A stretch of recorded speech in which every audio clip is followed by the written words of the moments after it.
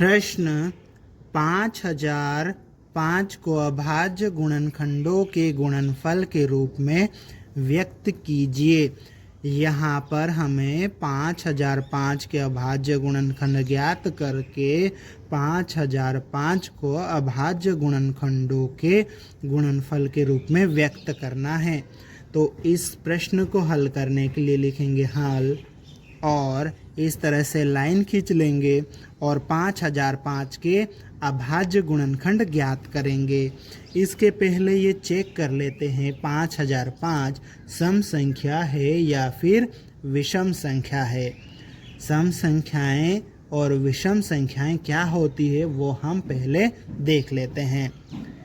ऐसी संख्याएं जिनका इकाई अंक 2, 4, 6, 8, 0 हो सम संख्याएं कहलाती है तथा वो संख्याएं जिनका इकाई अंक 1, 3, 5, 7, 9 हो विषम संख्याएं कहलाती है। तो यहाँ पर हम 5005 का इकाई अंक देखो कितना है, 5 है, तो ये विषम संख्या है। अगर ये विषम संख्या है तो यहाँ पर हम 2 नहीं लिख सकते। 2 के अलावा जितनी भी अभाज्य संख्याएं हैं उनका हम इसमें भाग लगाकर चेक करेंगे कि इसमें भाग जाता है या नहीं है। वो संख्या हम यहाँ पर लिख सकते हैं। ठीक है, तो इसमें 3 से तो भाग नहीं जाएगा, 5 से जाएगा, तो यहाँ पर हम लिख देंगे 5। 5 के पहाड़े में 5 कितनी बार में आता है, एक बार में। ये 0 लिख देंगे, ये 0 लिख देंगे। 5 के पहाड़े में 0, 0 बार में। 5 के पहाड़े में 0, 0 बार में, इसलिए 0 लिख देंगे। और 5 के पहाड़े में 5 कितनी बार में आएगा, एक बार में आएगा। ठीक है, अब यहाँ पर ये देखो 1001 इकाई अंक 1 है, ये भी विषम संख्या है, पर ये 5 के पहाड़े में नहीं आता है। तो हम चेक करेंगे इसमें 7 से भाग लगा के। 7 से भाग लगा के देखेंगे तो इसमें 7 से भाग चले जाएगा। ठीक है, तो यहाँ पर हम क्या करेंगे, 7 लिख लेंगे। ठीक है, अब देखो 7 के पहाड़े में 1 नहीं आता है, एक छोटा है 7 से, तो इन दोनों को देखेंगे तो ये 10 हो जाएगा। 7 के पहाड़े में 10 भी नहीं आता है, कितना आता है, 7, कितनी बार में, एक बार में। तो यहाँ पर 1 लिख लेंगे। 10 में से 7 गया, कितना बचा, 3, ये आगे आ जाएगा तो ये 30 हो जाएगा। 7 के पहाड़े में 30 नहीं आता है, कितना आता है, 28 आता है। ठीक है, कितनी बार में, 4 बार में, 28 आ जाएगा। तो 30 में से 28 गया, कितना बचा, 2, ये आगे आ जाएगा। तो ये कितना हो जाएगा, 21। 7 के पहाड़े में 21 आता है, कितनी बार में, 3 बार में।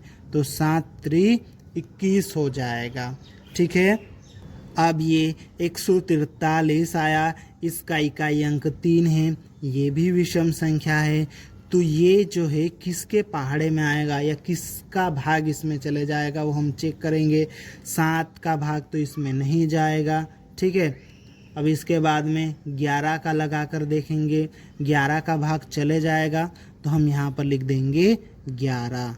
ठीक है, 11 के पहाड़े में 1 नहीं आता है, दोनों को साथ में ले लो तो ये कितना हो जाएगा, 14। 11 के पहाड़े में 14 भी नहीं आता है, कितना आता है, 11, कितनी बार में, एक बार में। तो 14 में से 11 बच गया, कितना बचा, 3। तो ये कितना हो जाएगा, 33। 11 के पहाड़े में 33 कितने बार में आएगा, 3 बार में। अब ये आ गया 13। ये 13 तो खुद 13 के पहाड़े में ही आएगा, तो यहाँ लिख लेंगे 13। 13 के पहाड़े में 13 कितनी बार में, एक बार में आता है, तो यहाँ 1 लिख लिया। अब देखो इनको गुणा के रूप में लिख लेंगे। यहाँ पे 5005 बराबर का चिन्ह लगाएंगे, फिर इनको गुणा के रूप में लिख लेंगे। 5 गुणित 7 गुणित 11 गुणित 13। ठीक है, अब इनको घात के रूप में लिख लो। 5 कितनी बार में आया, एक बार आया है, तो 5 की घात 1। 7 कितनी बार आया, एक बार, 7 की घात 1। 11 कितनी बार आया है, एक बार, 11 की घात 1। गुणित 13 कितनी बार आया है, एक बार, 13 की घात 1। इस तरह से 5005 के अभाज्य गुणनखंड 5 की घात 1 गुणित 7 की घात 1 गुणित 11 की घात 1 गुणित 13 की घात 1, इसको हमने अभाज्य गुणनखंड के गुणनफल के रूप में लिख लिया है और यही हमारा उत्तर है।